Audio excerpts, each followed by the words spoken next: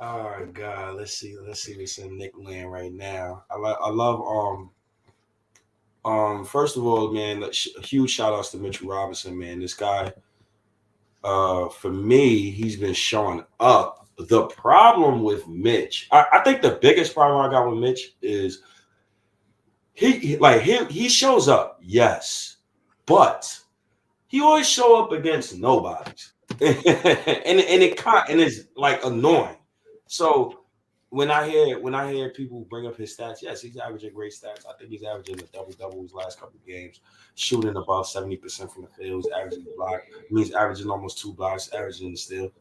Yeah, he's putting up stuff in the stat sheet, yes, but I just want to see more consistency when we play great teams. Like I want to see it all the time. When I'm looking at the Charlotte game today, and yes, he did some good things, but yo, you can't. He looked like he was outplayed by Plumlee.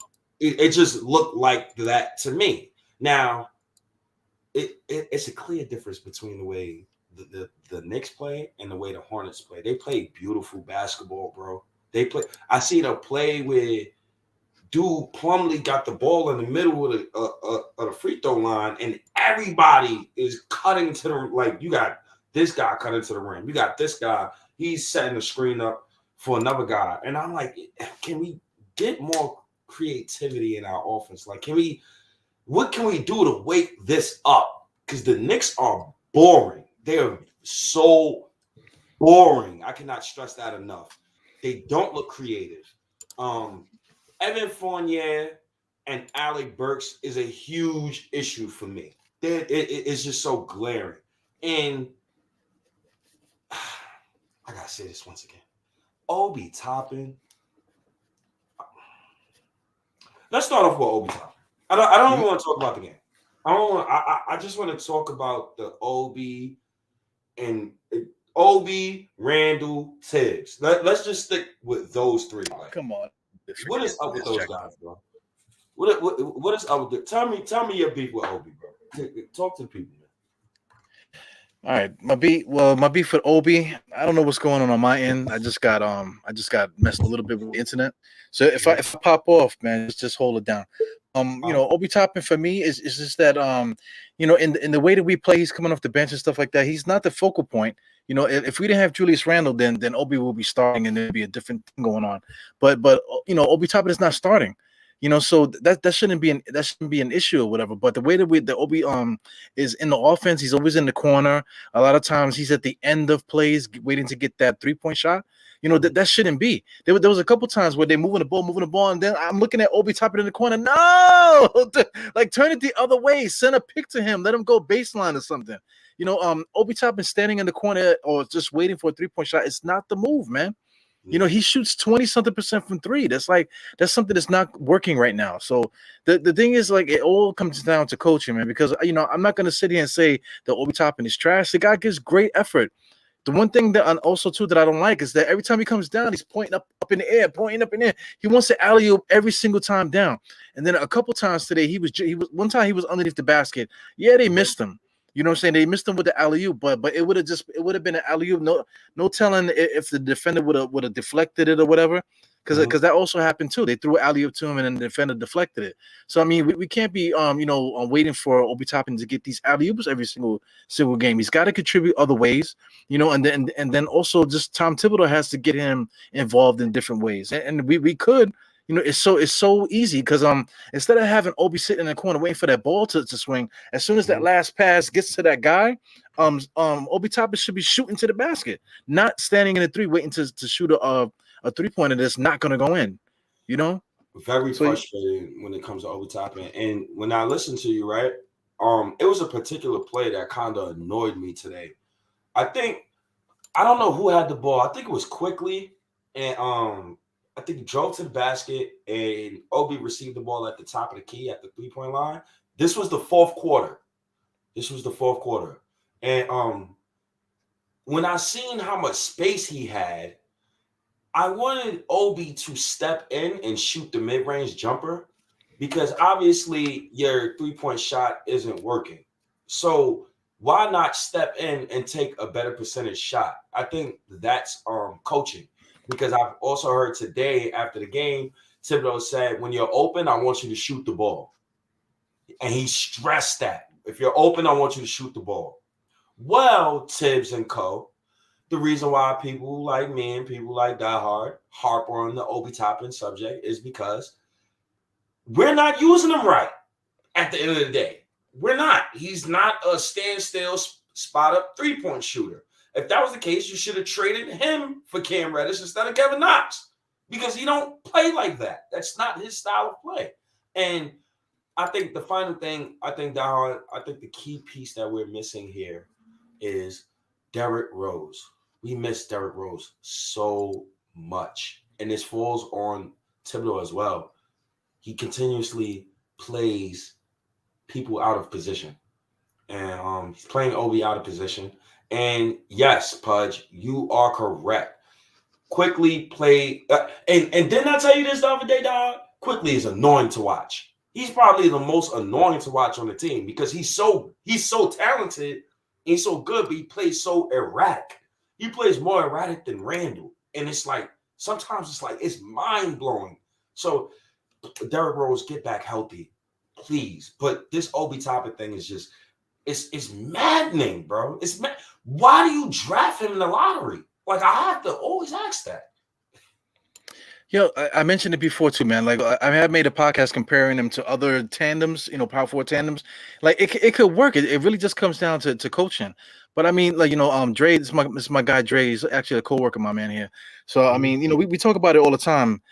Just about the stupid thing, man. It's just so basic, the stuff that we can get right, man. You mentioned Burks and Fournier.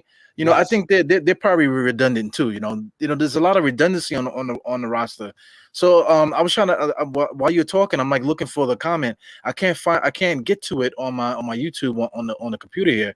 But basically, one of the comments they were just saying that that we're complaining too much and this that, and the other. Quickly, we're complaining about Quickly too much. We're complaining about Obi too much. All these different things. My thing is that we're Knicks fans, man. We're Knicks fans. We're trying to figure out the puzzle of how it could work.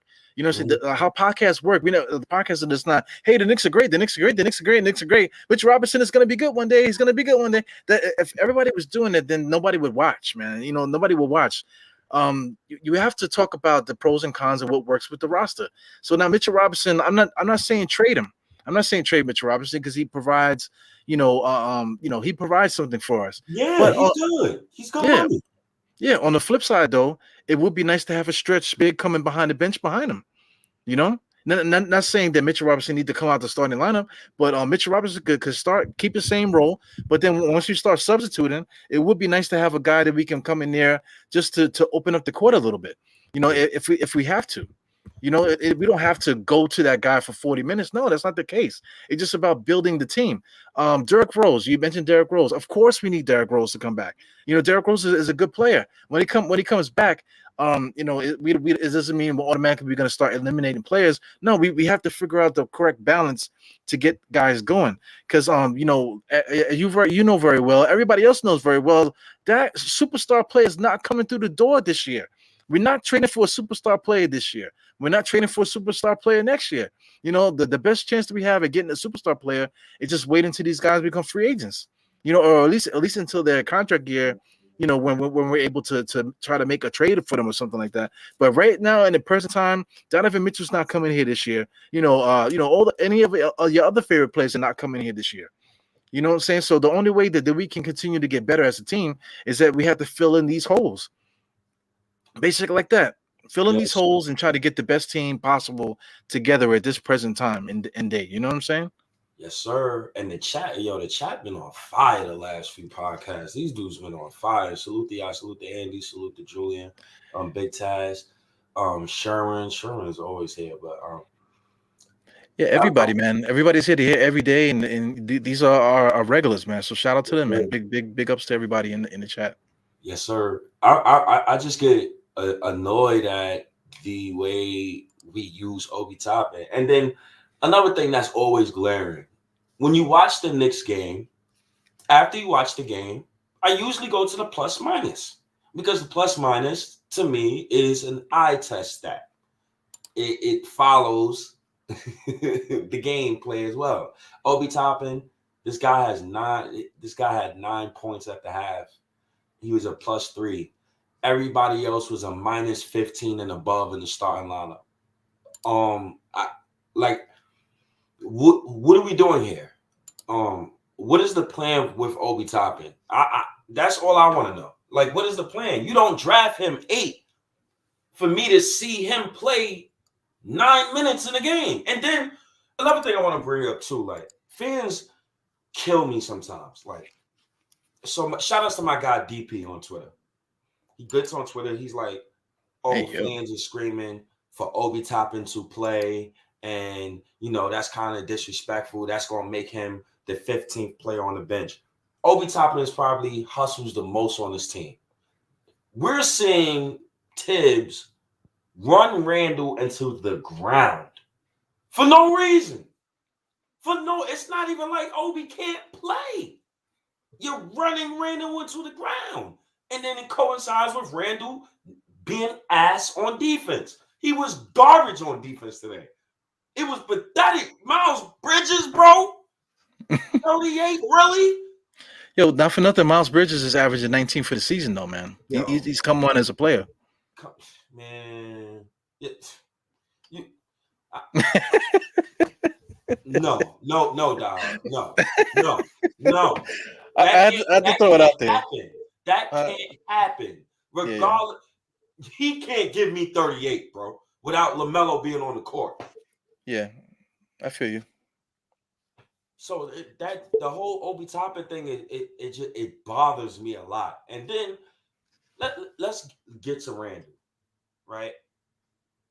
You thumbs down the fans. You proceed to give us 2 points the next game. I remember that because I harped on you. Then you proceed to play well the next 2-3 games. Then you proceed to play garbage again. But the underlying thing with Randle, he does not want to give effort on defense. I don't know what it is. And then it goes back to Tibbs. You're playing the man 40 minutes a night. So who can I blame for that? Oh, God. Yeah, I get you, man. So I mean, strategy-wise, if you're a coach, we do have a lot of talent on the team, so it's kind of hard to get it together. But I'm not a professional coach. Tom Thibodeau is the great Tom Thibodeau. He got all his accolades and people give him his flowers and his crowns and all that, and the guy never won a championship. Not for nothing. You know what I'm saying? But anyway, we got Julius Randle, like you're saying, we're running him into the ground absolutely for like the last 3 years, really 2 years under Tibbs. But the thing is, it's just strategy. Once Julius is there, I feel like we talked about this too. Like, it takes a while for teams to gel, and I think the Knicks are really just trying to figure it out still up until this day. So right now, everybody got their wish. We was talking about it offline. They got their wish. RJ is basically the offense is running through RJ, which looks good. I think we all agree with that. Run the offense through RJ. It looks fantastic. You got RJ, and then Randle can take a break.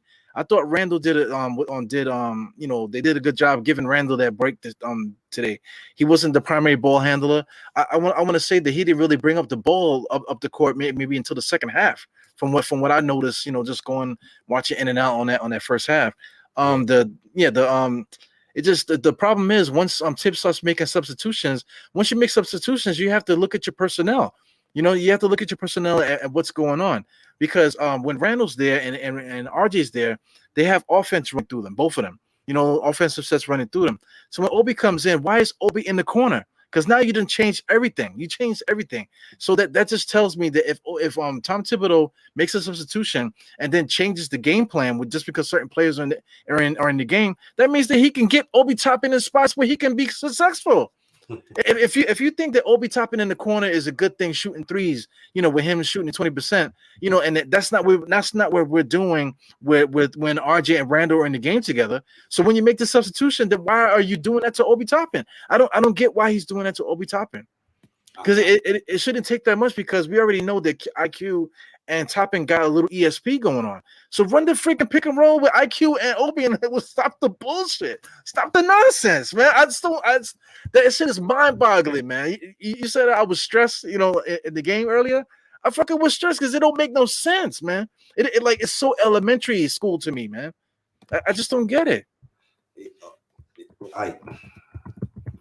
And not to really harp on quickly. I love Emmanuel quickly. He's very annoying to watch, though. I'm gonna say that. Like, quickly is he's one of the most annoying young Knicks players I've ever watched, and I love the kid. Like, I love him to death. He's gonna be good, man. Yeah, he's gonna be good. He plays with heart. I like that about him. But can you run some pick and rolls with Obi and quickly? Like, it's so elementary, man. Elementary school. Can you run some 4 and 5 pick and roll with Mitch and Randle? Can I see more? I seen a play today. Mitchell Robinson gets the ball at the top of the 3. He makes one dribble, beat bop, gets past his defender. Then he does a Euro step layup. It's stuff like that pisses me off with Thibodeau. Because you don't encourage that at all. You only encourage him to rim run. You only encourage Kobe. Oh, God bless Kobe's soul. See, man, the fire, man, the fire. You only encourage Obi Toppin to stand at the 3-point line and shoot threes. What the hell is that? And I'm mind boggled at that. I feel like sometimes, honestly, bro, I feel like Tibbs box our players in. Yeah, he boxed himself in too, man. He puts himself in the corner with all this because the reporters, they're asking him the right questions and he's getting aggravated. So a couple of the last interviews, the guy's like, "Well, if you think I'm gonna play 10 guys, 12 guys in a rotation," but this is attitude, like the arrogance of it. You know what I'm saying? So he puts himself in a bad position. Because like I said, you just said it just now. I just said it too. If Quickly and Obi come in the game, pick and roll with Quickly and Obi all day long. Right now, I think we're trying to figure out a way to get the bench mob back together. So I think it's gonna be between Burks and Fournier. I don't know what's going on with that. I guess a trade is coming, but we just have to get the blueprint first before we can start saying, okay, this guy gotta go, this gotta go. You know what I'm saying? we got to get the blueprint right. Because in the beginning of the season, the bench mob, I read it was saying, the bench plays so well. So I mean, get the bench mob back to the way that it was. Get Obi Toppin going, get Quickly going. When Rose come back, get him in the mix in the bench mob. Get Burks back on the bench. Doing what he does. Figure out a way to get a better center in that rotation to get Taj out of there and to get Nerlens out of there. We need to get a center that could stretch and that could play with that group. You know what I'm saying? And get Obi Toppin off of that 3-point line. Get a spot up shooting, or not spot up shooting, but just a center that could shoot a 3. It doesn't have to be Miles Turner. It could be the one guy I'm thinking about is the guy that's on not OKC. OKC, Oklahoma City. What's this guy's name? He starts with an M. I'm trying to get him now. I think it's Mascala, whatever his name is. Mascala? Yeah, man. He's not making nothing. So I mean, he plays center too. If Tibbs not playing Obi at center, what makes you think he won't play Mike Muscala at center? Because Mike Muscala is a center. Obi Toppin's not a center. Yeah, but peep it though. Getting that particular dude, Muscala will get Obi Toppin off of the 3-point line because Muscala can knock down threes. So let him do that, and then make Obi Toppin the pick and roll guy off the bench. That's a strategy that needs to change. Like I like what you're saying. I mean, I just don't know with this coach, and it's like, okay, Sherman, you're kind of right. This team really don't need a center that can shoot threes. Okay, here's my rebuttal for that, though. If your center is not going to shoot threes, how about you use your center more? How about you stress to your guards and to Randle and your forwards, RJ included? Well, I don't need to mention RJ because he seems like he's the only one that passes Mitch the ball and quickly to give the centers the rock, give them the ball. If this was my team, Taj would be in street clothes. I love Taj Gibson, but I don't see the reason why Jericho Sims can't play. I don't see the reason why he can't play. Nerlens Noel is just he's pointless. I don't see the point in playing Nerlens Noel anymore. And But that's my point though, because I mean, there's no reason to play Nerlens Noel, and there's no reason to play Taj Gibson anymore. So get somebody in there to add some a different look to the roster. So I mean, this team don't need a center to shoot threes. Yo, Obi Toppin is shooting threes like crazy. That is the game plan coming off the bench. The big man is going to get the 3-point shot in the corner. And like I said, this guy Muscala, he can hit the three in the corner at a better clip than Obi could. And like I said, by putting him by putting him in there, Nerlens Noel always ends up with the ball in the paint whenever Nerlens is playing. So why have Nerlens Noel getting the ball receiving on the paint when that should be Obi? That should be Obi in that role. It's just I just don't understand. I mean, shout out to Sherwin and shout out to a lot of players too. They want to argue about this whole center shooting threes thing, but it's about strategy right now. When Nerlens is healthy, Nerlens is getting the ball inside. They keep throwing him the ball like he could catch. You know what I'm saying? Get him the fuck off the team, man. Get rid of this guy Nerlens Noel and get somebody in here that's gonna fill in a role and then move Obi into that receiver role that Nerlens Noel always seems to find himself in there whenever he's in the game. Can you please click on this Jamal comment, please, and continue, because Nerlens Noel. Go ahead, Diehard. You want me to comment on Jamal? No, because I don't care about last season's run during COVID. Almighty fourth seed. I always tell people that. Stop mentioning that. I don't care about last season. I don't care. Stop telling me about last season. I care about this season. Last season, I wanted the tank. I didn't get what I wanted. Y'all, Eru and y'all fans got what y'all wanted. I didn't get what I wanted. But that almighty fourth seed narrative is dead because we got Cam Reddish. And I've never anticipated a new Knick debut more than his. I want to see him so bad in a Knick uniform, bro. And it's for nights like this. Nights like this. I'm looking at Miles Bridges. Nobody can stay in front of that man. Why is Julius Randle guarding him? Lord, I don't know. I believe Miles was playing the 4 today, but Lord, I don't know. Why is Evan Fournier guarding Miles Bridges? Lord, I don't know. Would you put RJ on Miles Bridges? I would, but I wouldn't because RJ is not that athletic enough for a guy like Miles Bridges. Cam Reddish fits the profile, and he's a guy I would have stuck on Miles Bridges today. And it's games like this that makes me, I cannot wait to see him. And he needs to start. I don't want to hear about him coming off the bench.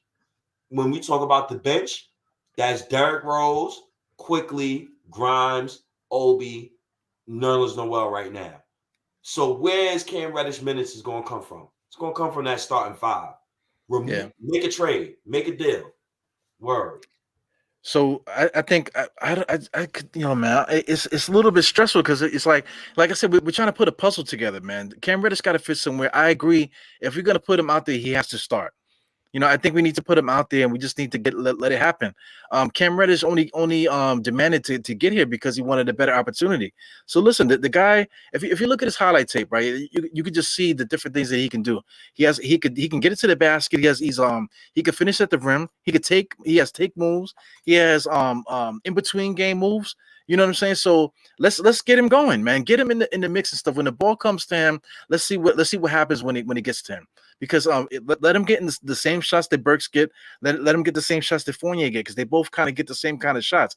Take one of those guys out the starting lineup, which is probably Burks, and throw Cam in that spot, and let's just get busy. Let Burks help Quickly and Rose lead the second unit with Obi, and then like I said, with a Mike Muscala, somebody like that. Let those 3 guys run the offense with those 2 guys, and off the bench, and then the starting lineup with RJ now running the offense, Julius Randle taking the second fiddle. You know what I'm saying? Hopefully Cam Reddish by the end of the season, hopefully he could be the freaking number 1 option, bro. You know what I'm saying? This is the dream, man. This is the dream.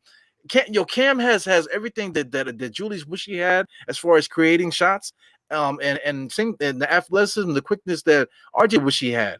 But he doesn't really create well for others. So let RJ do his thing. Let Randle be a secondary guy, and then let Cam get off, man, and let's fucking do it, bro. You know, let's do it. It's so to me, it's so easy to get this puzzle together. Yo, and this guy earlier in the comments, he said, let Cam Reddish back up RJ Barrett. Hell fucking no. Excuse my language, but no. I'm no. What are we doing here? Grimes is going to play. Quickly is going to play. Derrick Rose is going to play. Somebody needs to get traded. And they need to make it happen before February 10th. And I want to see that. Period. So what's the move though? You know, we talk about it every night, but you know, just judging off of like the success that we had recently, and just playing against a team like this, you know, I know that the usual suspects like me right now, Obi Toppin to me, you know, could be on the list, but at the same time, I totally see how Obi Toppin could fit. It just puts you in a bad spot because I'm gonna say, yo, fuck Obi Toppin, trade this motherfucker. But then like if all of a sudden Tom Thibodeau watches this podcast, but oh shit, I should have been did that. Yes, motherfucker. You know what I'm saying? So then now if he starts using Obi Toppin the way that we're saying, and then he actually doesn't, then it's gonna make me look like an asshole for saying that I want to trade Obi Toppin. You get what I'm saying? Yeah, so ridiculous. Yeah, man. So I mean, so anyway, you know, I'm gonna put you on the spot first. So where's the trade? Is it a big trade or is it just like a lateral trade? So if you've seen the record, I don't know if you've seen the tweet. It was a tweet that was out. I think the Knicks are 1-12 versus teams above 500 after December. And I think we're like 14-5 versus teams under 500. So that tells me that the Knicks are right now currently constructed, or the rotations currently constructed, we're a middle of the road team. I would like to consolidate. So what I mean by that is I would like to trade 3 players for 1. It's pretty rare, but it can be done. Now, the move that I would be looking at, personally for me, I would have been on the phone with the Sacramento Kings already. And I would try to get De'Aaron Fox in here. And if I have to sacrifice a kid in order to get De'Aaron Fox in the building, I would do that. My thing with that trade is Grimes is out of trade talks. I'm not trading Grimes. I'm not trading RJ Barrett. I'm not trading Mitchell Robinson in that deal. And yes. And I'm not trading Cam Reddish in that deal. So if I can get Emmanuel quickly, if I can get De'Aaron Fox without giving up those 4 young players, I'm going to get him. I'm going to get him. Another deal is Jalen Brunson. But my thing about Jalen Brunson is, yes, you know, he has a relationship with Tibbs, you know, Jalen Brunson's father, you know, Tibbs and CAA with Leon Rose and stuff like that. My thing with Jalen Brunson is if he goes on a playoff run with Dallas, Dallas is not going to let him go. And Dallas is looking to make deals in order to keep Brunson because it looks like he wants to get paid. And the red flag for me with Jalen Brunson is he wants 4-year, $80 million. Hell no. Hell no. Hell no. And I've seen a guy today say, well, Spencer Dinwiddie, he got $18 million coming off an ACL tear. That's the Washington Wizards. Hey, who wants to go to Washington, bro? You know what I'm saying? So I mean, I'm not giving Jalen Brunson $20 million. So I'm a little confused at the moment. I still got Colin Sexton in my left eye. He's still on my radar, even after the torn meniscus, only because I think he would cost less, and I don't think Cleveland will extend him at all. And I think it would be a cost buy low situation, and that's another person I would look at. But Fox and Jalen Brunson is my 2 trade targets right now, man. Right now, you gotta get. I need a guard in here, Don. I need a guard in here, man. You see what Terry Rozier was doing? You see what he was doing us today? Yo, Terry Rozier is a gangster, man. He's a guy that we could use. He's a tough dude, man. You know, so we need somebody to match that because you know we talk about this too. We got too many nice guys on the team. You know, so our whole backcourt is a bunch of gentlemen. IQ's a gentleman, freaking Burke's a gentleman, Fournier's a gentleman. All these guys are freaking gentlemen. So we need somebody in there to mix it up a little bit. I think Fox is, I got this up there, Anthony 212. He says Fox has no shot. That's true, man. But it's been up and down. He actually shot 37%, if I'm not mistaken, like his second year, and then his shots been kind of like erratic since then. So anyway, in his offense right now, this is another thing too. Like I'm going to keep saying it. RJ right now, everybody wants the offense to run through him. So okay, if that's the case, now you're leaving Fox to be sitting on the island now. Because Randall's there too. Randall's role will probably diminish with the extra help that Fox is going to bring. So we're going to have to change the way we play again. For me personally, in an ideal world, I would swap Randall for Fox. Like in an idealistic world, I would swap those two. Because Obi's low maintenance on offense. So what I mean by that is Obi will get his buckets and he can completely play off the ball. Like completely play off the ball. And that would allow Fox and RJ and Reddish and those other guys to get off and to get in the rhythm. But at the end of the day, Randall's the one who has to adjust. I don't think RJ's a player that I think he can fit in any starting five. I think he can, because he's not that ball. He's not really ball dominant. He plays. But we want him to be though. We want him to be, but he's not. Even if he's your number one, even if the offense is going through him, it's constant ball movement. The ball is never stagnant. So that's what I mean by him not being ball dominant like that, but still having the understanding of moving the ball. And I think in the ideal world, you will want to trade Randall for Fox. But if I can't get Randall for Fox, and you say, well, make the talent work, and Randall's a better talent right now than Obi Toppin, then tell Randall he got to change his game. Ain't no other. Them young cats don't need to change that. He's the one that has to change his game. Because obviously at the beginning of the season, we was 5-1 when the ball was out of his hands. We started losing when the ball went back in his hands. We started winning again when the ball is out of his hands. So he has to look in the mirror. I don't think RJ and those other guys, I don't think they have to look in the mirror really. Yeah, I agree with you, man. Because we both agree with each other with this. I mean, I'm just seeing Randall getting spot up threes. They're having the ball swing around to him or driving kicks, and he's the receiver on the 3-point shot. That's what we need. That's what we need in the offense, man. So, if RJ's going to be doing that, maybe Fox could be, like if he was to get Fox would be the guy, the two go-to guys, but the offense is running through them, hopefully. And then just Randall just could be the receiver. Randall's a really good rebounder too. Just let these guys fall into the roles that they traditionally need. And then like if we need Randall to do extra to bring the ball up, fine. But not primarily. It's nice to have your power forward that can do that. But let RJ do it and let Fox do it. I can see how it could work. But like I said, it got us looking crazy because the only thing that matters right now is what Tibbs thinks. Tibbs, we would trade for Fox and freaking Fox would be coming off the bench with Tom Thibodeau. Oh my God.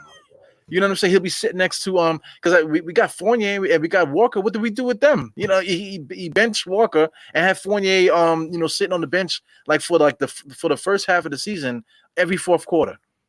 So it all comes down to him, man. But strategically, I can see it. Keep letting the ball run through RJ because it works. Have Randall being the receiver, the extra offensive guy, ball handler, and Fox. He could do his thing. And then Mitchell Robinson, we've been saying this since the beginning of summer. Mitchell Robinson is going to be wide open because who's guarding him? With that type of offensive firepower around, who the hell's guarding Mitchell Robinson? He's the guy you got to double off of. And if you're going to double off Mitchell Robinson, he's going to get alley-oops all day long. There's nothing to that. So I'm with it, man. Consolidation, I think, is the key. I'm with it. I'm with what you're saying. Absolutely. They got to consolidate, man. I think that has to happen moving forward, especially after the Reddish trade. I always felt like it's one or two more trades coming after that trade. I think there's no way because, if you thought the people was loud when Frank Ntilikina wasn't playing on Thibodeau and those dudes? Can you imagine if Reddish was rotting on the bench after we traded a first-round pick for Evan Fournier and Alec Burks? You thought I was loud about Thibodeau. Oh. Yeah, it's going to get crazy. It's going to get crazy in here. Oh, it's going to get real toxic. It's already getting toxic because you see the fan base. And this is not the first game where I've heard Obi Toppin, we want Obi Toppin. And Thibodeau is he's such a happy birthday, Tom Thibodeau, by the way. He's such his birthday? Yeah, I think it was today. I think it's today. And he's such a 64-year-old maniac that he's the type to do the opposite of what the fans want and play Randle more. Like he's one of those guys. So something has to give, man, with this team, with this roster, with these rotations, because I don't want to see Cam Reddish on the bench. Like I don't want to see it. I don't need to see it. And I think what's best for the team and moving forward is start him with RJ and see what happens. If Randle he still want to act like a pussyfoot, get him out of here, man. Get him out of here, man. I'm sick of Randle not playing defense, bro. I'm getting annoyed at that, bro. He can put up all them numbers he wants. He don't play no defense, bro, like at all. Him and Obi. The only difference with Obi is Obi hustles his ass off. Obi will hustle. Randle don't even try. He's exhausted, man. But see, that goes back to the coach. That goes back to the coach. Oh my God, bro. Yeah, man. So, Cam Reddish is a free agent, right? If I'm not mistaken. After this, no, we have him. So basically, it's just him and RJ. So basically, another conundrum that we're going to be talking about soon, but we don't have to talk about it now, is RJ, Reddish, and Mitchell Robinson. Is all three of them is up for contracts this offseason. And I would like for the Knicks to pay all three of those guys. I want the Knicks to keep all three of those guys. I think we can move forward with those guys under reasonable contracts because they're not going to cost much. They're going to cost way less. I don't know why people think RJ is going to get a max contract. He didn't make an all-NBA team. He ain't make no all-star teams. He ain't make nothing. So he's not going to get no crazy contract. It helps the Knicks if we sign these guys this offseason. It helps us in the future because the cap room is going to go up while these guys are still on their miniature deals. And it also helps with flexibility in trades. So I would like for us to re-sign all of those three, get Evan Fournier, get Burks, and get Nerlens out of the city. Get those guys out of the city and let's see what we got. Because I'm not interested. And Sherman, I said this to Diehard months ago. If Mitchell Robinson gets on the open market, he's going to be offered north of $70 million. I'm telling you, bro. God bless him, man. I'm not, regardless of what, I'm not paying Mitchell Robinson that much money, man. That'll be a mistake. I'm telling you right now, that's going to be a mistake. You let him go with LaMelo Ball. I'm telling you, it's going to be a mistake. So I don't know. Well, I'm looking at the salary. So, Cam Reddish, he's getting 4.6 this year, and then next year is a team option. So the 22-23 is a team option for 5.9. But I'm with you. The team extension should be good. But these guys got to play. I mean, if you get Cam Reddish, okay, a brain trust should be like, okay, this is it. These are the guys. So we need to get these guys in the spot, right away. Get them going to see what we got. Because we there's a lot I think Fournier is definitely he signed to a contract that like towards the end he's going to be movable, that type of thing. I'm quite sure that's on the draft board. I mean, not the draft board, like the war machine. That's on the war board. Whatever that Fournier, we're gonna be doing this at this type of year. There's different strategies that's going on. So, Cam Reddish, we got to figure out what's going on with him now. If he's somebody that we're gonna keep long term, something that works with what we're doing with the other players, it needs to be worked out now today. So, Tom Thibodeau, he's got to have the pressure to play this kid. So I mean, it seems like management is not bothering Tibbs about playing certain players, because he's just doing what he wants to do. It seems like. So I just hope that these guys are on board with Cam Reddish, because they, making a trade for a kid like this and then Tom Thibodeau not playing, I think it would just ruin the rest of the season for the rest of us. Yeah. Like you said, That would ruin mine. And if I had to choose between Evan Fournier and Alec Burks, I'm keeping Alec Burks over Evan Fournier. Like I said the other day, I'm keeping Burks before Fournier. You don't even have to get rid of them both. Get rid of one of them. You have to, because Derrick Rose is coming back, and you're gonna want Cam Reddish in that rotation. We know Quentin Grimes is playing regardless. Grimes is going to play.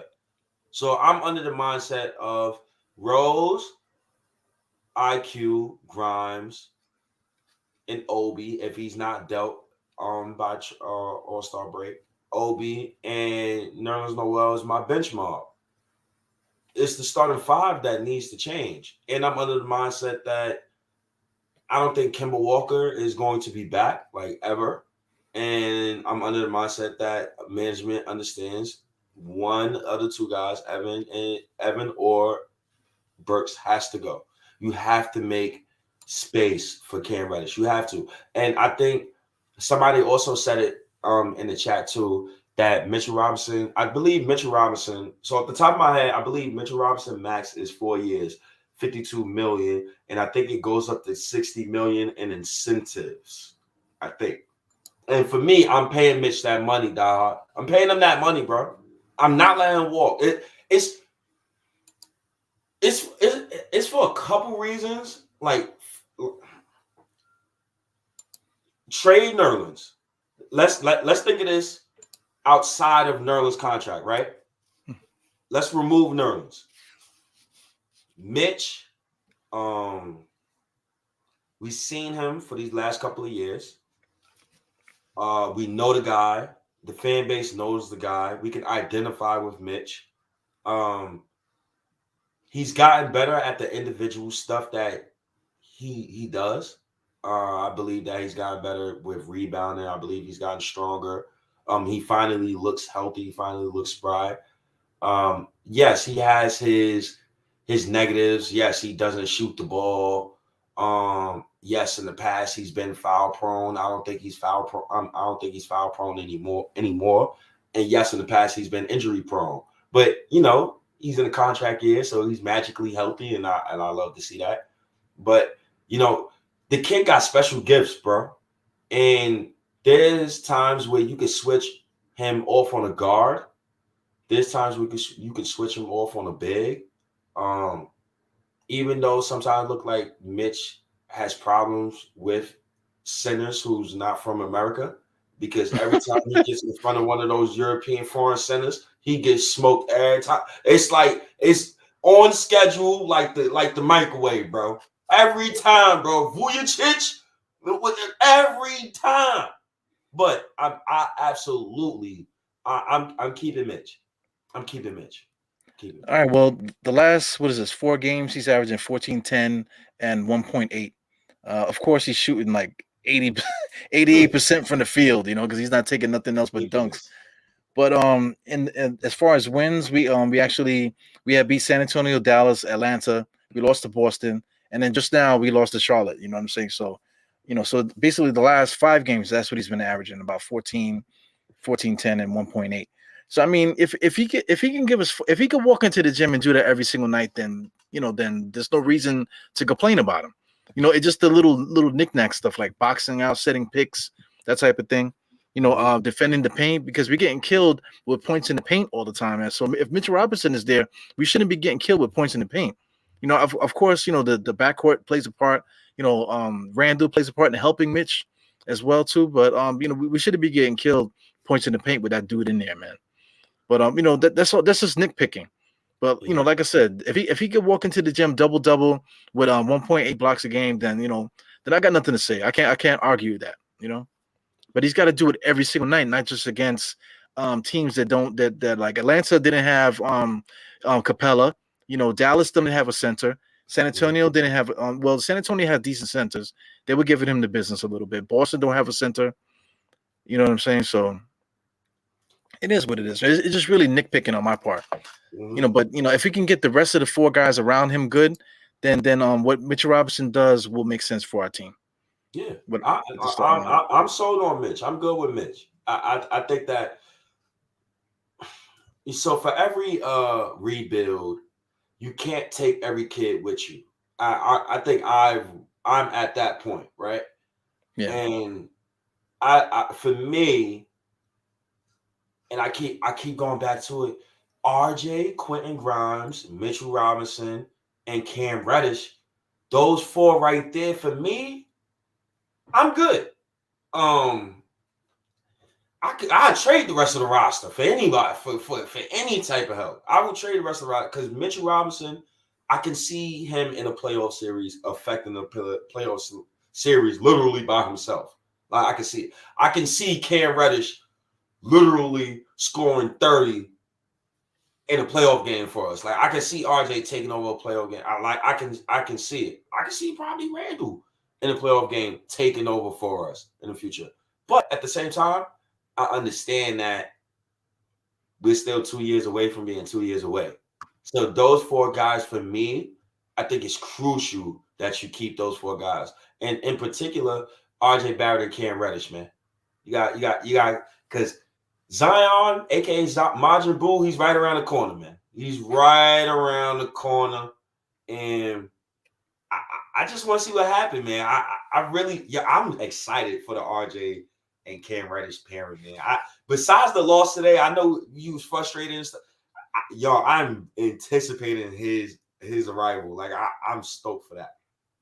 Yeah, absolutely. Because I mean, like you said, I could see him dropping 30. I could see him dropping 30. Double teams coming towards him, and if Cam could create that double team, then RJ and Randle are open. Fournier is open.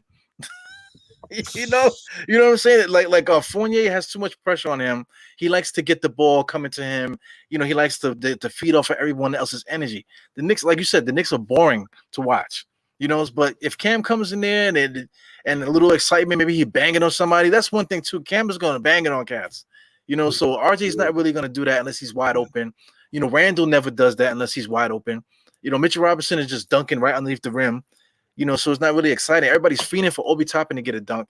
But if Cam Reddish cross somebody over, goes baseline, comes up and bangs it on 2-3 guys, man. Oh my god. Yeah, he might crunch it on you. Yeah. I was watching it. Yo, you mad funny. I was watching Cam Reddish highlights from his first year, his second year. I was watching a lot of his highlights. Yo, he got some potential, bro. And he got better since college, remember? Yeah. He's way smoother than RJ Barrett. Like he's way smoother, way more fluid, way more athletic than RJ Barrett. 6'8", 7'1" wingspan. RJ Barrett, it's funny because RJ, I believe, is 7. I think he's 6'7" in shoes with like a 7 foot plus wingspan. I think he got a 7'2" wingspan as well. Like he didn't measure at the combine, but I think that's his measurements as well. Cam looks because he's everything that you will want Evan Fournier to be as far as the athleticism, the switchability, the aggression, but he has way more potential.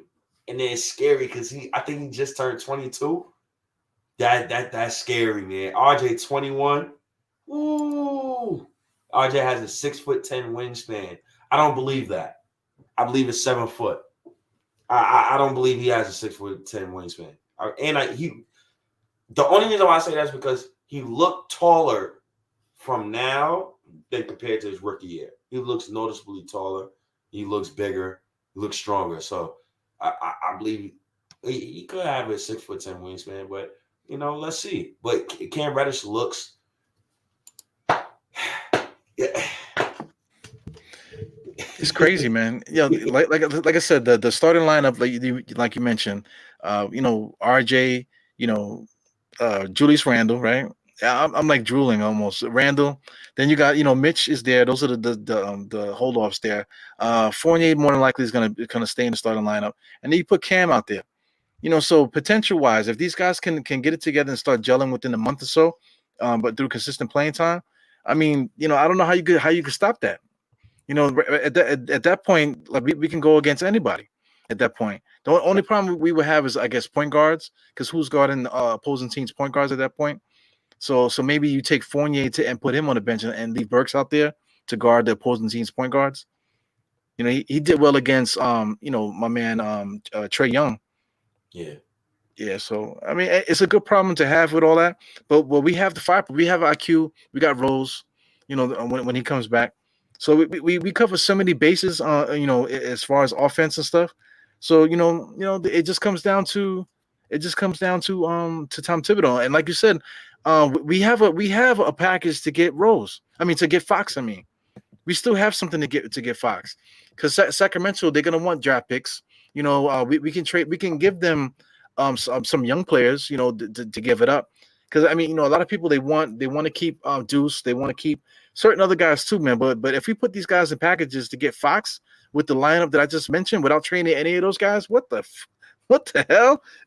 So we going out there, we putting out an all-star team every single night with these guys. Yeah, I'm. Listen, man, I'm under the understanding that not every kid is going to survive this rebuild, and you got to expect for at least one or two of those kids to go in trades to help improve the team. So some fans' hearts is going to be broken, and we just going to have to accept that. I've already accepted that, but for me, what works in my favor is the guy that I love the most. I know he's not going nowhere for the next decade, so I'm kind of sitting pretty. But for the rest of those kids, I don't think Reddish is going to be going nowhere no time soon either. I love what Leon Rose did with the Reddish trade, and Sacramento is gunning for Ben Simmons. True, but I also seen a report where Philly did not want anything to do with De'Aaron Fox, which is dumb as hell, by the way. That's just stupid. Philadelphia is shooting themselves in the foot, because they're still winning. They have a good team. So I mean, not for nothing. If they can rebuild this bridge between Ben Simmons. Ben Simmons is a small forward they need on the roster. Small forward or quote unquote power forward on the roster, because he's going to rebound, he's going to pass, and all this other stuff. Keep him at the power forward, small forward, whatever they're going to have. And because they already got Curry, Steph Curry's brother's there, and now what's the other dude that from Kentucky is playing good over there, the young boy. You know what I'm saying? So they got enough firepower. Yeah, Maxey. Yeah, Maxey. So what they need extra ball handling. They need extra defense, rebounding. It's Ben Simmons. So, listen, whatever they need to do, they should go on a dinner date or something, buy him some flowers, or I don't know, buy him a boomerang because he's from Australia or something like that. And then, like just stop the bullshit and play, because their team is already set and ready made for Ben Simmons. He's surrounded by shooters. So it should work. I just don't. That's something. I'm not a Philly fan, so we had Knicks podcast, and it is what it is, man. Shit, I wish the Knicks was in on the Ben Simmons sweepstakes. Ben Simmons, Cam Reddish, RJ Barrett, Obi Toppin. I don't give a shit who's the center. That sounds fun. Yeah, that's how do you handle that? How you can't handle that every single night, having a game plan for a team like that. How do you do that? How do you game plan against a team like that? But see, the thing about that team is, like, who's the shooter? Because is RJ the shooter? Is Reddish the shooter? Is Obi the shooter? Because Obi shoots 20%. So I would love I would love for the Knicks to get in on the Ben Simmons sweepstakes, man. To just get us one more player. We need something. We need something. I would love for the Knicks to get in on Ben Simmons, though, if they had a chance to. I'm not against any type of deal that would help the Knicks besides me trying to trade RJ Barrett. That's the only thing I'm against. Everything else, though, I'm all for it. Hey guys. Yeah, Boomerang. boomerangs. What else is there in Australia besides boomerangs and what else they got over there? I don't know. Kangaroos? Big ass spiders and shit. I don't know what they got in Australia, man. The toilet spins backwards, I think. That's what I'm feeling to do. If I ever go to Australia, I just want to take a dump because I want to see if the toilet's gonna go the opposite way. They say it spins the opposite way in Australia. Yeah. Oh man! Shout out to Mr. Mitchell. Yeah, right. You about to say shout out to Mr. Mitchell. Yeah, shout out to Australia, man. I told you they show us love, man. A lot of dudes watch the show, so appreciate Oh shit, Julian Tran is Australian. Australian. See, I told you. I told you. Always shout out to them, man. They always show love to the show. I love Australia. Oh shit, yo, how could I forget? They got kangaroos and shit. Oh man, yeah, they do. Crocodile Dundee. They got spiders and Pokemon and shit, man. They ain't got shit like America. I know that. Yeah, they got shrimps on the Barbie too. Yeah, there it goes. You know what I'm saying? They got a lot of stuff in it. Don't sleep on Australia, man. Shit, I was looking, not to get on subject real quick, but I was looking at a video of Australian pets, and the guy had a serval in his crib. You know, a serval, what? Big ass cat. It's like a cat dog. Like it's mad big, bro. But I would love to have a serval in my crib. Not me, shit. I got two of them. It's called my two sons. I got two of them motherfuckers, man. Shit. I can hear them awake now. They driving my wife crazy, man. The whole time we in here doing the podcast, they in there acting up in the other room. It's crazy, man. So I mean, maybe I would get that to attack the kids to keep them company. Oh yeah. Oh God, man. But mercy. Yeah, man, the Knicks but the trade targets though, De'Aaron Fox, Jalen Brunson, Mo Bamba, Ben Simmons. I'm good on the Miles Turner thing. They said they want 2 firsts for Miles Turner. I'm good on that. We just need a guard, bro. We need a guard, man. What I'm really hoping for, low key, is that Leon Rose. Now, this is where I could build Leon Rose's statue. Because they got them big ass spiders. You seen the spiders in Australia? Yeah, sure, man. Australia got some big ass spiders, man. I watch a lot of Animal Planet, bro. Yeah, man. They got like meadows and shit. They got nothing but spider webs all over meadows. I'm good, bro. Fuck that, man. Hell no. Well, anyway, yeah, man. I definitely want us to make a move though, but for a guard or for a guard. We got the young wing already. I think I was screaming for that all season long. We got Cam Reddish. Getting Cam Reddish kills the almighty 4th seed narrative because it's like we drafted Reddish and RJ in the same draft, basically. That so now get me a guard, a starting point guard, and get me a center who can shoot the 3 ball. The only reason why I keep stressing is because in the playoffs, teams will pack the paint, and I don't want teams to be packing the paint on Julius Randle, RJ Barrett. Obviously, RJ Barrett is averaging 16 drives per game, and he's been one of the league leaders in points at the rim this past month. As a matter of fact, he has more points than Giannis Antetokounmpo in the past month at the rim. So for us to prioritize on that, we just need some bigs who could shoot the goddamn. We could shoot the ball. Besides Taj Gibson, salute to Taj Gibson. It just from like somebody planning against the Knicks, planning a game plan against us. It just throws them on because if Mitch is there, okay, they could do something else. But then once we switch to put the other big in there, oh fuck, now we got to do this now. It just makes from a strategy standpoint, it just drives the opposing coach crazy because now you have to switch stuff around. You got to change your game plan. Now you can't just just do a zone defense on us and just leave it there all game. We switch it up, put somebody else in there. Now you got to take them off the zone. You got to try something else. And if they do that, then we'll switch it up again. Just keep messing with them because the talent. If you get Fox and like you said, get a stretch big just to play around. The stretch big could even be my man Lucas Samanik. They haven't played him yet. They haven't gave him a shot. So it's interesting. This can go in so many different ways. Cost effective ways too, So the Knicks are in the driver's seat. We can do anything that we want right now. We just have to do the right thing, like Spike Lee. That's all, man. But one of the most annoying things I've always felt this about the Knicks. This is so annoying. My past like 21 years watching this team. We never find a diamond in the rough.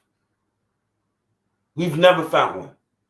So a diamond in the rough to me is an undrafted player that you find out of nowhere who comes into your rotation and he never leaves your rotation again. That's an undrafted a diamond in the rough for me. Will Nick is the diamond in the rough. I don't understand why we don't never try like new things. Like I never understood that. Yeah, me neither, man. I never understood that, bro. I don't know. Like Tibbs has to adjust. He has to be better, man. He gotta. Oh God. Well, I mean, this is right too. Technically, Mitchell Robinson is a diamond in the rough because he didn't play college. He sat out the college year, and the Lakers were gonna draft him, but the Knicks pulled him away from him. So we got lucky with him because Mitchell Robinson was a second round pick. Somebody that, like I said, he didn't play college. John Starks definitely. Anthony Mason is another one. Of back in the days. Jeremy Lin is another one, diamond in the rough kind of guy. Yeah, you're right. So we've had them throughout the years and stuff, but just for the current, the last 20 years, are the only years that really matter, pertaining to this particular era that we're in right now. Because we haven't been able to do it all this time, and now all of a sudden things are starting to get on a good foot for us now. Yeah. Better management, man. Better management, better behind the scenes infrastructure. I'm not to bring those guys up again, but I love Frank Ntilikina. I love Kevin Knox to death. I wish those guys nothing but the best, but they came into a situation where like the infrastructure was shit. To put it in nice terms. You notice how nobody complains about James Dolan no more. Nobody. You haven't heard nothing about James Dolan because the Knicks are doing the right thing. He's still at every game too, Yes, he's at every game, and I hope he's watching. His vets shit the bed because I love James Dolan. I love James Dolan. I think we don't give him enough credit, only because when you see a situation, I'm gonna throw this at you. When you see a situation like Cam Reddish, and you see how the Hawks obviously they didn't want to pay him because they didn't want to be in luxury tax, right? We would have had those problems, Diehard. So I look at a situation like James Harden, who his owner didn't want to pay him $5 million. He didn't want to get into the luxury tax. So you traded a talent like James Harden to the Rockets, and you see that he boomed after that. Yeah. So I'm hoping that this Reddish situation could be like that OKC situation where the owner's cheap as hell. HA's got, regardless of his so-called locker room stuff and all that. I'm just hoping that, that trade, the financial implications will be great for us. Because I know damn well Dolan pays retirement plans. He's still playing David Fizdale. I believe he's still playing Joakim Noah. My team's owner don't have a problem hiring minorities like the Maris. Yeah. And he has no problem paying luxury tax. So shout out to Dolan, man. Not for nothing too. He's been paying a lot of our old school players. Let's say Michael Ray Richardson. I just saw him the other day helping give out a check to somebody. Michael Ray Richardson is still there, so he does keep guys in the fold, giving them ghost jobs, that type of thing, just so they can get a check coming in, that type of thing. Mm-hmm. So I mean, he's a good owner. He tries his best to get things going. Right now, he don't got to be concerned about basketball stuff. He can really just fall back and just do what he does, what rich people do. Just give guys money. That's what rich people do. Take money and give money. You know what I'm saying? That's what they do. Yep. Yeah. And James Dolan learned, right? So and this is another underrated thing. James Dolan and Knicks a trade if you're trading a player that he deems that he loves, or that's his cash cow. So when I hear people saying put RJ in this trade, put RJ in that trade, you're gonna get fired. Get kicked out the garden too, man. You're gonna get kicked out the garden. So you best believe James Dolan alone. Honestly, he might curse you out if you try to trade Randle. If you want me to take it that far. So, shout outs to Dolan, man. Low key, man. I always said this to people like Dolan. Yo, he's a different type of cat, dog. The man trusted a black man who was bad at his job for 18 years, brother. And he still got the job. He's still working for him. He still worked for him. I think he hired the first Filipino Knicks assistant coach. I think he hired the first black woman coach for the G League. I think James Dolan was the first. He hired the first. Like, he hired so many minorities. Like, I completely fell back from giving that man any slander. My only beef with him in the past 4 years is he fired Phil Jackson a year too early. That's a day too late too, man. No, year too early. Year too but he fired him a day too late too, because he freaking drafted Frank and then freaking fired him the next day. Like, God damn, Yeah, I remember the Frank draft too. I said, yo, wait, what's his name? Yeah, man. Oh man, yeah. Steve Mills is still at the Garden. We know that. When Steve Mills ain't here, man, you can't break the timeline, man. You have to draft Frank. You have to draft Kevin Knox in order to have Steve Mills and Scott Perry do the 10-game press conference where we're not where we're supposed to be. We apologize to the fans. No, shut the F up and put your hard hat on, your big boy pants on, and go be a manager. So yeah, man. I lost so much money in the freaking I'm checking out my bets. I freaking lost all day, man. I lost all day, man. Let me tell you how many bets I lost. 1, 2, 3, 4, 5, 6 freaking bets I lost today, man. Yeah, I took a 2-day break from FanDuel. I won like 150. I bet it like $80 off that. Lost the 80. I said, yo, man, let me chill, man. Let me take my $30 to $40 and run. Yeah, I bet 50 initially, and I fucking build it up to 280. You know what I'm saying? Then I lost some, then I built it up to 4 something. I freaking lost it all because I'm just going crazy with it, taking chances and stuff. So I kind of need to fall back too, man, before I start going crazy with that. And shout outs to the Knicks, man. They're trying to right the wrongs that they did in the past, man. And give us your bet tips, Eru, so we could do the opposite.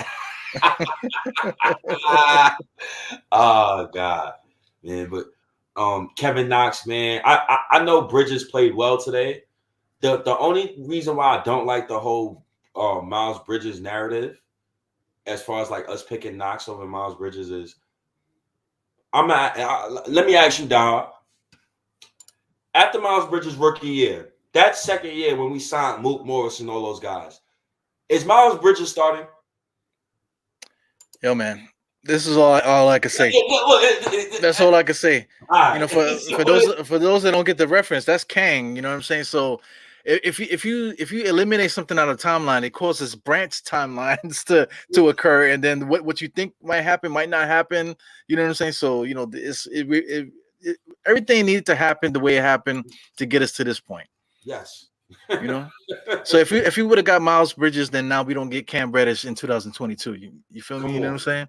Come on. So it is what it is with that. It is what it is, man. I want Tibbs to start him so bad, bro. I don't. He can't fuck this up, bro. He got a gym. He got a gym in front of him, bro. I'm praying to God every night Reddish is one of Tibbs' guys. Because if you're Tibbs' guy, he's gonna play you. He's gonna play you massive amount of minutes. Yeah, man.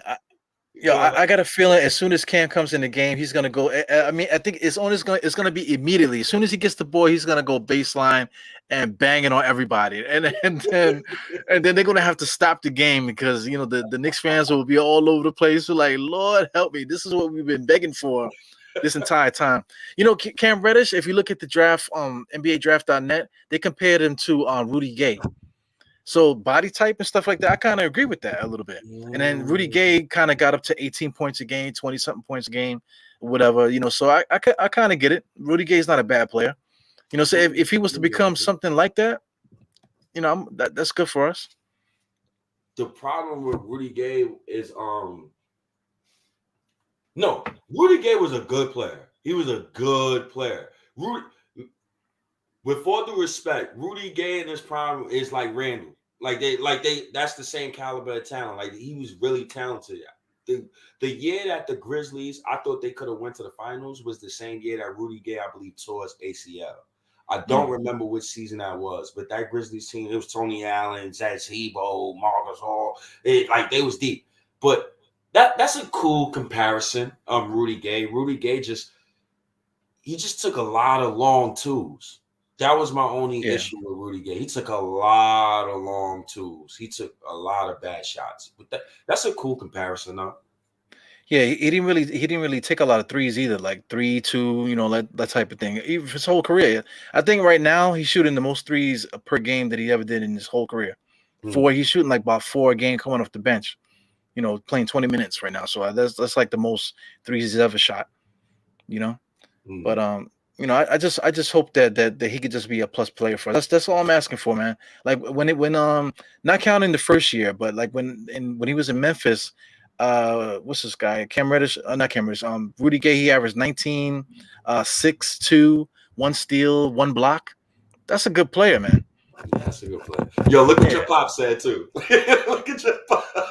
Yeah, stop betting on a thing and put it on the kids. I get it, man. I get it. But I'm trying to get some money for the kids. You know what I'm saying? I'm trying to get a little bit of money. Yeah. Oh, another name we did not bring up, Dejounte Murray from the Spurs. Okay. It just hit my mind.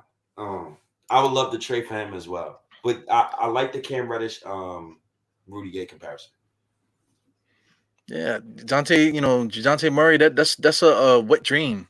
That's a wet dream for I think every single Knicks fan. That's the absolute perfect point guard for us right now. But I just can't see him leaving over there. If anything, like let's say, like if I'm San Antonio, I'm looking to take some of these guys that do the same thing and do the same thing like we're thinking about, consolidate and get a better player over there. That if I'm San Antonio, that's what I'm thinking to do too. And I want to build around Dejounte Murray. If I'm San Antonio. So when I look at San Antonio roster, where they're at right now, I would see, this is where me and you are different. So San Antonio is like 15 and 26. I would sell high on Dejounte Murray. That's what for me personally, because his contract ends in 2023. I mean, it doesn't end this offseason, and I think this is the most that you can get for him right now. I believe he's averaging 18, 8, and 8. He's been playing spectacular this season. Yeah, man. He's the rebound is what drives me crazy. That reminds me of Fat Lever for those that are old school heads. Fat Lever used to get a lot of rebounds playing point guard for Dallas. So okay, I like that pickup, man. Dejounte Murray also with him. I think he's the youngest all defensive member like ever. I think he's the youngest. First team all defense, if I'm not mistaken. Somebody in the chat fact check me. Yeah, it's no point in me watching the Rams game. I was watching the first half, 21 zip. It's no way in hell that the Cardinals is coming back. So that's pointless for me to watch. Yeah, the Cardinals should have just told me and said, "Listen, we ain't gonna play, so don't bet on us." You know what I'm saying? That's one of the Cardinals. Yeah, I bet on the Cardinals, man. I was hoping that maybe I don't know. I was hoping that the Rams wouldn't. I don't know, man. It was an ass bet, to tell you the truth, man. You should have known, man. You should have known. Yeah. But just like what Gino said in the chat, though, I don't believe Deontay is available for trade from the Spurs. If I'm the Spurs, though, I would trade him. I would sell high on him. But another thing, Diehard, is I don't think they would do business with the Knicks. Remember the Mook Morris thing when he Right. reneged on his deal? He fired Rich Paul. The Spurs had to renege on another deal that they had with another young player, and I don't think they would do business. I don't think they would do business with us. Honestly, I don't. But if we could, though, because it's Leon Rose now. Yeah. If he has those connections, then let's see. Well, we stole Luka from him too. They got rid of Luka. We snatched him up right away. Luka's playing really good for Westchester. I kind of want to get a game to so I can see Westchester, just so I can see the kid play before he comes over. Me too, though. I can't wait. Man. Yeah, here's another thing. One last thing about the betting thing. You know what got me hyped? I won a lot of money on that 49ers game. 49ers and the Cowboys. I freaking went ham, and I threw all the money on that game, and I freaking came out on top. So that's what made me say, you know what? Put some money on that Chiefs game. You know what I'm saying? And the Cardinals game. Excuse me. Put some money on that Cardinals game. So anyway, it is what it is. You can't win every night, man. You gotta. I don't know. Ah, boy. Hey, yo, Stay, can I borrow $20, man? Can I borrow $20 so I can get something to eat tomorrow at work? Oh, man. FanDuel, man. The motherfuckers, they knew what they was doing with that, man. Yeah, man. I'm putting the bet as soon as I wake up in the morning. Yeah. Oh, God. So did we not cover everything today, man? I think we covered everything today. Yeah. We never do not cover everything. Since I'm saying that, could you please subscribe to the podcast? Could you please hit the like button before you get out of here? Shout out to everybody that's watching. I appreciate you guys. The day one guys is always here every day, man. Please hit the damn like button, please, on your way out. Please hit the like button, man. All right. Yeah. Last thing before we get out of here. Mm-hmm. Let's talk Tibbs, man. Let's talk him, just Tibbs only. Right. How you feel about him? He looks like a nice man, I don't know. I think he'll be fun to hang out with, get some beers and stuff like that, But coaching, like as like a coworker and stuff like that, to work with him, to be like his, let me tell you, man, my supervisors, man, I had a big blowout with them on Saturday because they was on their BS, you know what I'm saying? The senior guys were in control, so they was doing something. They kind of messed it up a little bit, but we got it together. But then the supervision always comes in and starts yelling and screaming, talking about stuff. So listen, man, I'm about as old as you. You know what I'm saying? I got more time on the job than you, and my hands work. You know what I'm saying? So, if you want something to happen, we can make it happen. Tom Thibodeau is one of those guys, yelling and screaming, always doing whatever, thinks that he knows more, but he don't see little things that everyone else sees. So it's like, yo, man, I don't know if I could play for a dude like Tom Thibodeau. Could you play for Tom Thibodeau? I think I can. I think because I'm one of those cats. I'm like RJ, right? Like I'm one of those cats. Like I want to be coached a certain type of way. I want to be coached. I feel you. I want to be coached hard.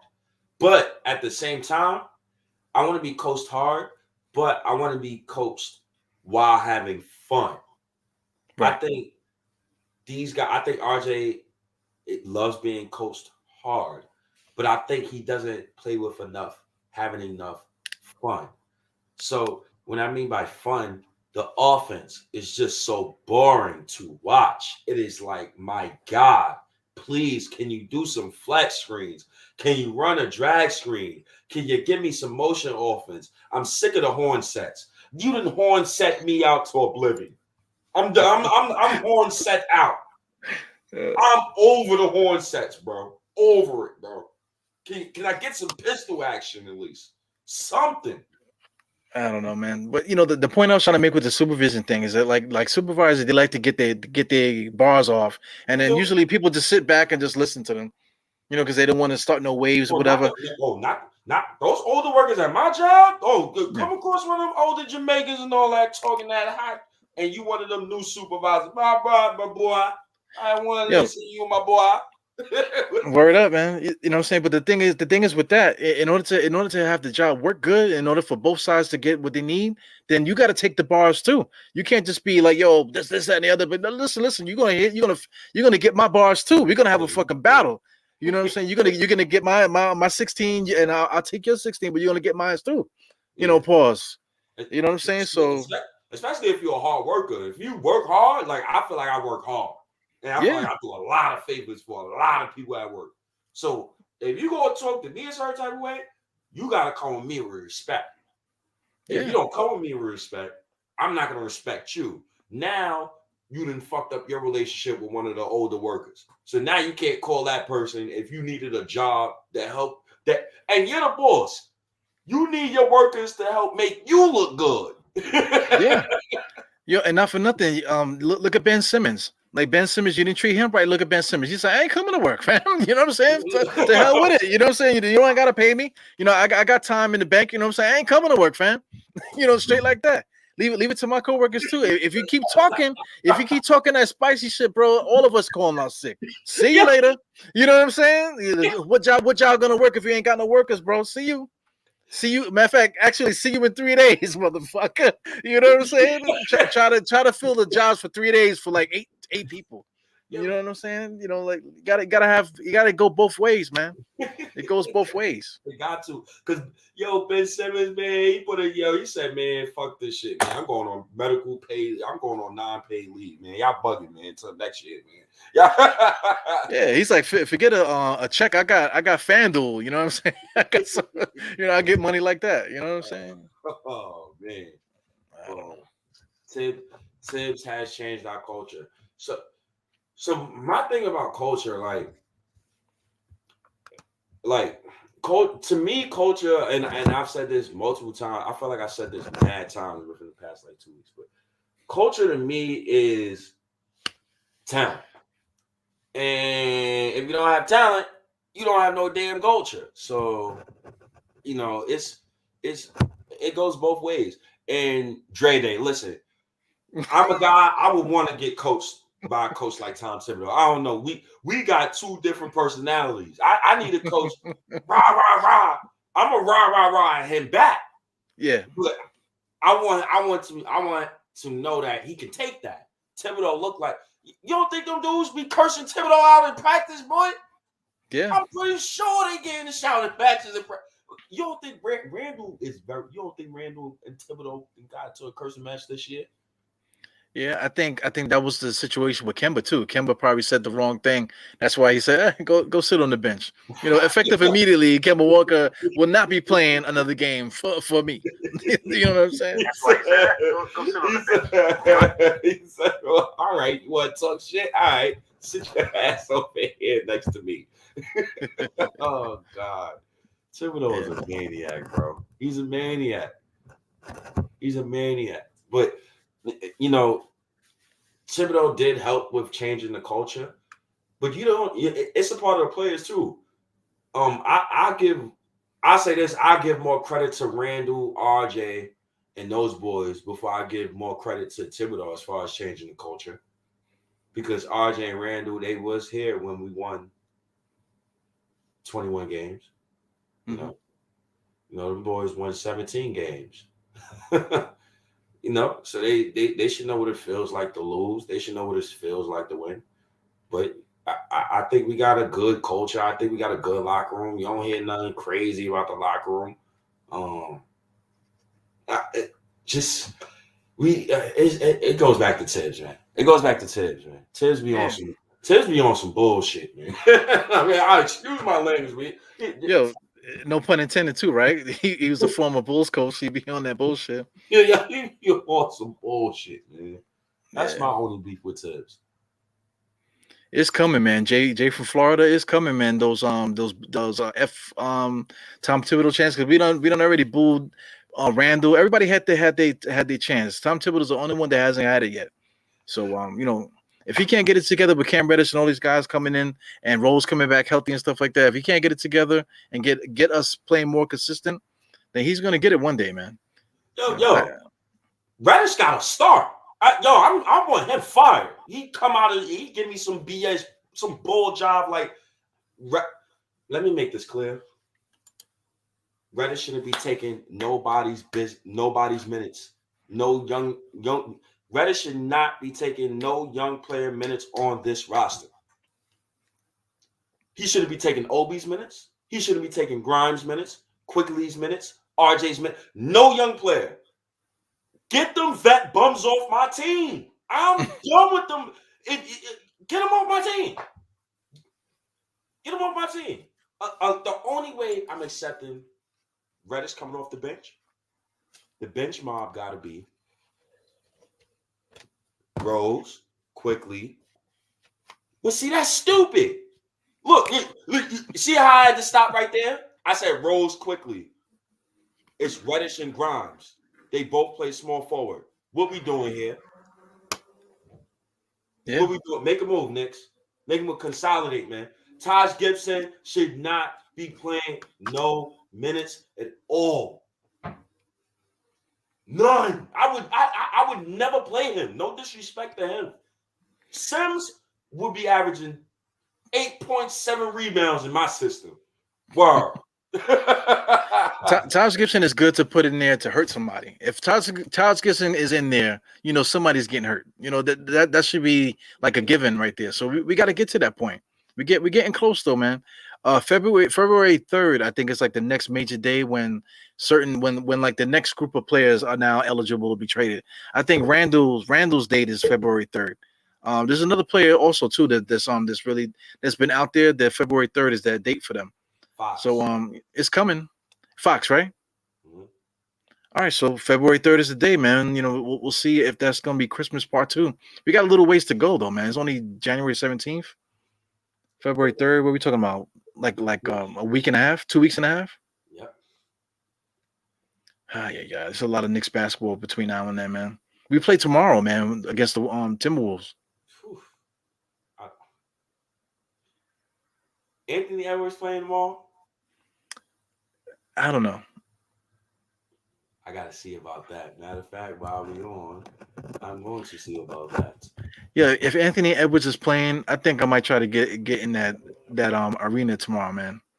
Just to see the kid play before the tickets for the Timberwolves get too high and I can't see him no more. Oh, nah. Anthony Edwards is definitely playing tomorrow. Yep. Okay. Him and RJ. Because remember what he said about RJ as far as like RJ shooting. So they both going to take that personal. I hope so. And I hope Cam Reddish play. That would be dope, man. Are they home? I think are they home? Is this a homestand for the Knicks? Yeah, we're at home too. Very interesting. Yep. Definitely a homestand. Definitely a homestand. Yo, Steven Adams is a strong guy, man. That play where he grabbed the dude. Yeah. Oh man, I wish I could pull up the video quick, man. I didn't. Like it happens every time that like these guys get into scuffles. You got guys that come off the bench and they just start grabbing players. That shit is corny to me. Like Steven Adams already had the guy neutralized. They weren't fighting. They was like hugging each other and say, okay, cool, man. I got it. I'll calm down. But then as soon as that happened, you saw another guy come and grab the kid from behind. It's like, come on, man. Those guys are escalating the situation when they come in and do that. Yep. Yeah, but that was funny to see. He's like Aquaman. That's who he looked like. Yeah, he looked straight like Aquaman. He looked like straight Aquaman. He said Steven Adams is a monster, man. He is. Where's he from? He's from he's not from Australia. No. Where's Steve Adams from? He's from somewhere where them tough MFers is from. You see where Jokic from? that man grew up in a war. He might as well be saying he grew up in the projects then.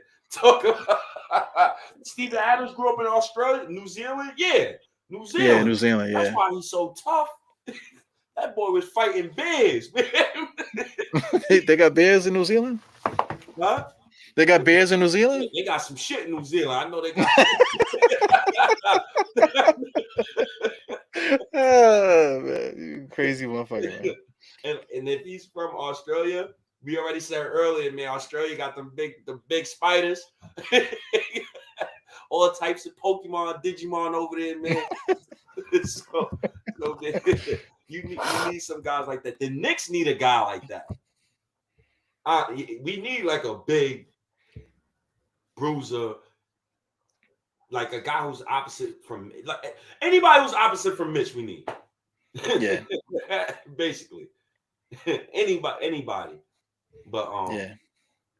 yo, that was funny to see today. That was definitely funny to see today. You know what big I like? I think he plays for the Pelicans now. The one that used to be on Memphis. Yo, I like him too. I can't get his name, man. Jonas Valanciunas. Yeah, Valanciunas. I like him too. Yeah, he's tough. I did like his game all along.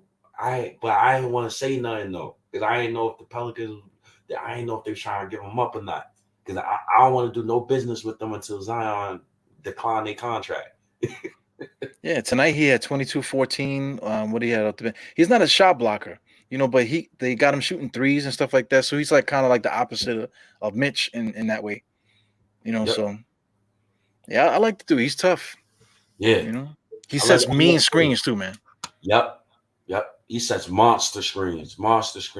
I think shout outs to Nick Nation 112. We should try to get Boogie Cousins. I wanted to get Boogie Cousins. I think that time has passed due to how the way this team plays. So did he sign with anybody? No, he didn't sign with nobody yet. But just to have a contrast, just have a different look, at center, he wouldn't be so bad, man. Because Boogie Cousins could shoot the three. He could put the ball on the floor, be a little active. Him playing 30 minutes a game is over for him probably. So him splitting minutes, with Mitch, doing what Todd's does, and coming off the bench wouldn't be that bad of a deal. But I don't know where his mind is as far as like his career. Because I think him playing with Tom Thibodeau, playing in New York, I think that would be something that he should do. He went to the Bucks. He keeps going to these teams where he's not going to get no minutes. Yeah. So for a guy that loves basketball, playing with the Knicks and playing in the New York in front of the New York fans, I think that should be something that he would be interested in. Yep. I can't wait. I can't wait, man. Nurkic is a free agent. I definitely would like Nurkic as a low body pickup. Yeah. He's decent too. He had 21 and 22 tonight. Oof. 22 rebounds. Yeah, man. Shout out to Nurkic. 2 blocks, 4 steals. Some days he wakes up and he has big games. Yeah, man. Shout out to Nurkic, man. Nice to see him play better. Shout out to the Hawks too, man. I appreciate you Hawk fans, man. You dudes, man. Y'all show me love. Y'all fight with us, Knicks fans, man. DeAndre Hunter looked good tonight. 20 points, 8 rebounds, I believe 2 steals or something like that. He's been playing well. But thanks for the Cam Reddish, man. Thank you. Thanks a lot for that. Bro. Absolutely. A lot. Absolutely. Kelly Olynyk. He's cool. He's cool.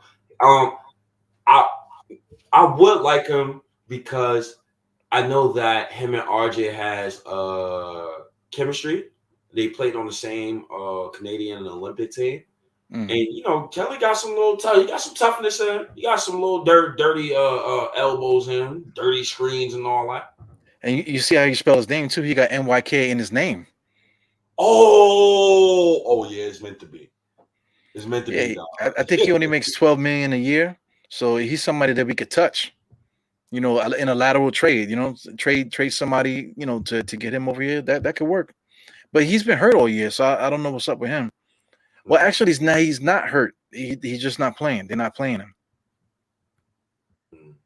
So that's somebody that we can start looking at too. Yeah, man. That's a nice little pickup, Kelly Olynyk. The Knicks. I think we got enough. I think we have enough good young talent to just focus on the young talent that we got. Now, for me, it's about getting the franchise point guard in the building. I want that point guard to be younger than 25, preferably, because I want a young guard. I don't want an old guard, and a big. I think we just need one more big. I think Reddish, RJ, Grimes. That's my 3 young wings. I think we just need one vet with that group. So pick out of Burks and Evan Fournier. And I think we good to go. I think we definitely good to go. So a trade is definitely around the corner. So I can't wait to see. Yeah, I like the idea for Olenek though. We were talking about him early in the season, but he hasn't played since when? Well, he hasn't played since November. He got to be hurt. Yeah, they had him listed as hurt, but I don't see no injury, nothing listed with that's hurt or whatever. Something. I don't know. Interesting. Yeah, he'd be dope coming off the bench, man. He's definitely a nice, different change of pace when Mitch, to sub in for Mitch coming off the bench. Yes, he would, and like before, like he's the opposite. We're just looking for somebody opposite of Mitch. The guy don't need to be better than him. He just needs to be serviceable and opposite of that. So, yeah. Man, I'm looking at him. So who will be out for Cam? Yo, it's two guys. I'm looking at. Evan Fournier, Alec Burks. One of those guys cannot be on my roster after the trade deadline. So the Knicks brass gonna have to choose. And I think right now is a great showcase.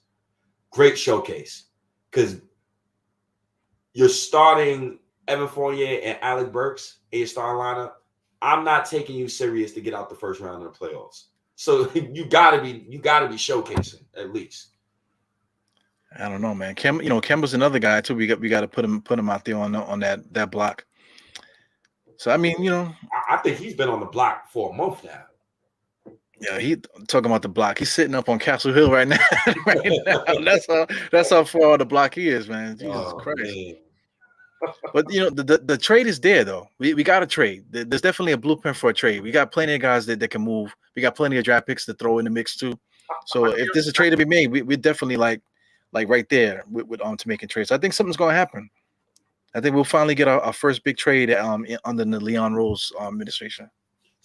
And remember, I think before the Reddish trade, remember when I told you, they played the dude 13 minutes and literally benched him the rest of the game while he was healthy. I knew he was going to get traded. I was just hoping it was to my Knicks, and Leon Rose made it happen. I still can't believe it, man. It's like a dream. So I mean, hopefully he play against because I don't know, because I guess they probably got to get practice time and that type of thing, and they don't want to rush him out there if he got a quote unquote ankle injury, so maybe it might not be against the Timberwolves, but just with a couple games off, what do we play next? We play we get 1 day off and then we play the Pelicans, then we get 2 days off and then we got back to back against the Clippers and who's the other team there? The Clippers. We got back to back with the Cavs. I'll let you. So I'm looking at the schedule right now too. I'll let you know exactly when Reddish is coming back. He won't be back this month because look at those teams that we're playing at the end of the month. He's damn sure not going to be back at the end of this month. Yeah. So I see a stretch where he won't be back. So and the trade deadline is, you said February 17th, or is it February? No. I think it's the 10th. I think the trade deadline is the 10th. Let me double check. I think it's the 10th NBA trade deadline. I think Reddish should be back on February 12th versus the Trailblazers. Or they will bring him back they'll bring him back Valentine's Day at home against OKC. I think he would be back one of those two games. I think, for me, Derrick Rose, I would not bring Derrick Rose back until like March, like mid-March, so to get him right for the playoffs. Because I want to get Reddish. I want to get Reddish quickly. Mitch, RJ, I want to get those guys as much reps as possible because we're going to need those guys for the playoffs, and I want them at the highest confidence as they can be. Randle, I think Randle is spoken for. I think Randle he just got to get it. He just got to get it together, man. Randle, just go home, eat some lasagna, get some baked ziti, I'm pretty sure Kendra Randall not a cook. She be around black folk now. She should not have made some good baked ziti, some good chicken wings and barbecue chicken. That's what he needs. He needs some of that home cooked loving because that man, he just got to play harder. That's what I want. But the rest of those young guys is really critical for us to getting out of the first round. Like that's my mission is get out of the first round. Yeah, definitely. PJ, the Clippers, yeah, we got. I mean, we got a lot of opportunity to win games. Guys are talking about the next couple games. The Clippers, all this stuff. February 14th is kind of far, man. The trade deadline is the 10th. So I don't know. Maybe they want to save him. I get it. Maybe they want to save him and make sure he doesn't get hurt before that. Yeah. Because look, boom, we got a back-to-back Clippers and the Cavs, right? I'm not bringing him back on a back-to-back. Right. Then you have the Heat and the Bucks, right?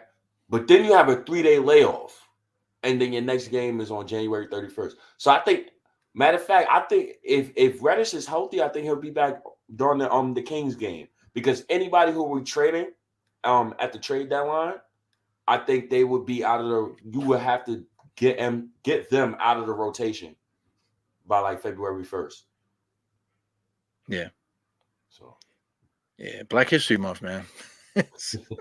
We'll say that sometime on Black History Month, we'll get our president, Mr. Cam Reddish. Hopefully he cashes in. Hopefully we got that player that we've been missing, man. That would be awesome.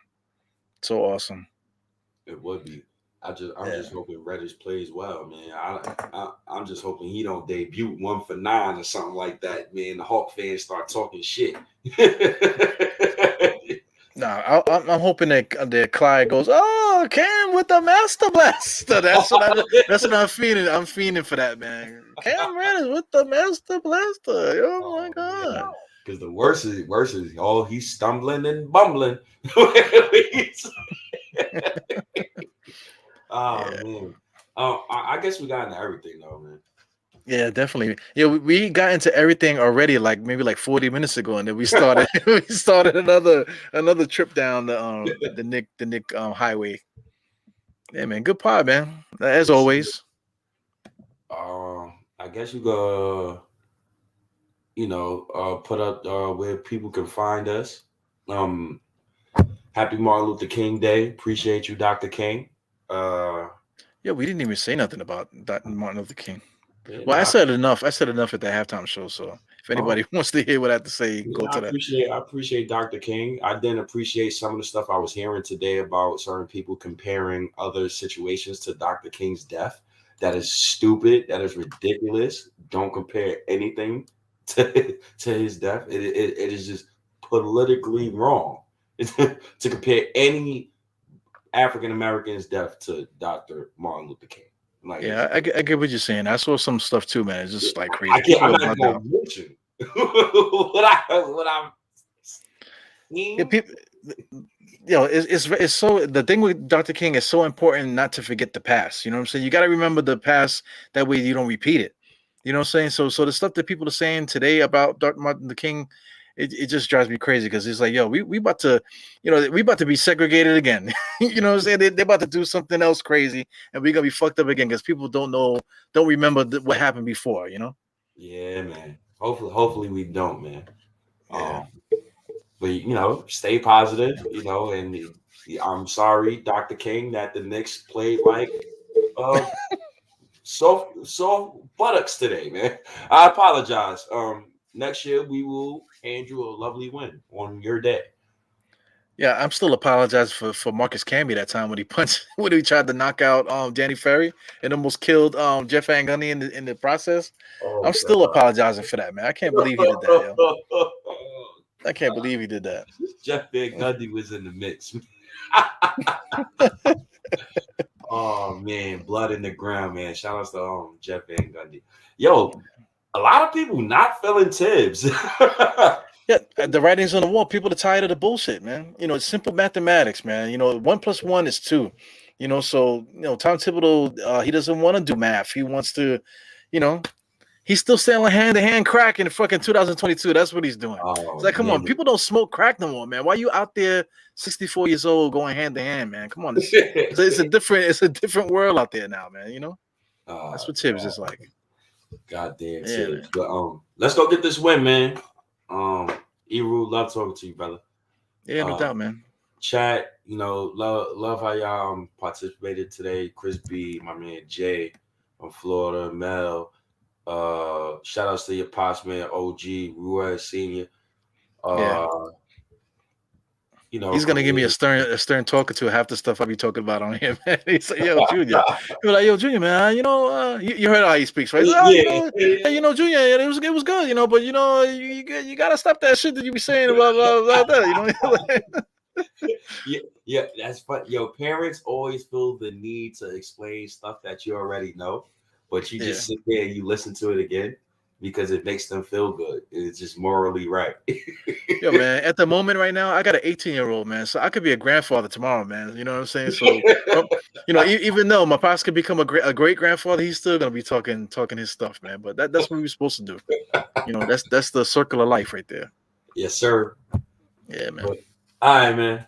I'm out of here, man. I appreciate Knick fans, man. I appreciate Knick Nation, man. Diehard, I'll probably see you tomorrow, bro. Yep. And the next day, and the next day, and the next day. All right, y'all. I'm out of here, man. Yeah, man. Peace. Hit that thumbs up, man, before you get out of here. Yes, sir. World peace.